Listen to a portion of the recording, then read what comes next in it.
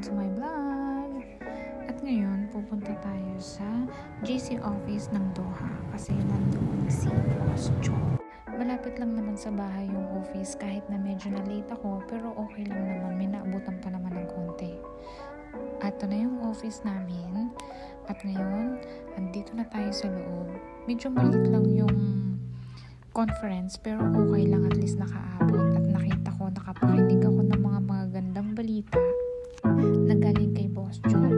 Siyempre, napaka-proud pa rin kahit na papaano nakita ko yung presidente at CEO ng kumpanya.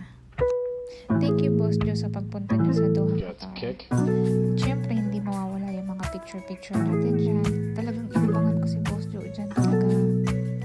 Ito yung GC Organic Barley na kalat na sa buong mundo na kung gaano kagaling ang JC Barley. Kung gusto niyo mapanood yung tungkol sa JC, ilalagay ko yung link sa baba para mapanood niyo yung details. At kung gusto niyo mag-order, ilalagay ko din yung details down below para maka-order kayo. Mas marami yung iralista. Una yung iralista ng group list.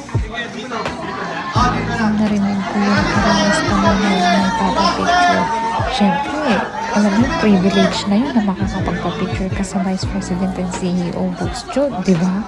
Kaya lahat ng aralista, nakapila.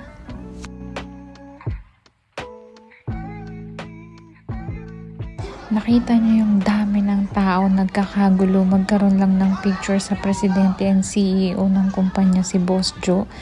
Grabe, isang karangalan at privilege ng makalapit sa kanya, kaya hindi ko pinalagpas talaga yung pagkakataon na magkaroon ng picture kay Boss Joe. Maraming salamat talaga, Boss Joe.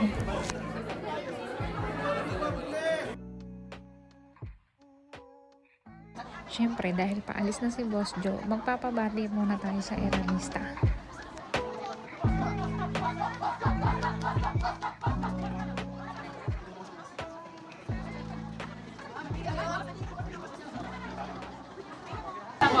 Hello, Erelista. Thank you po.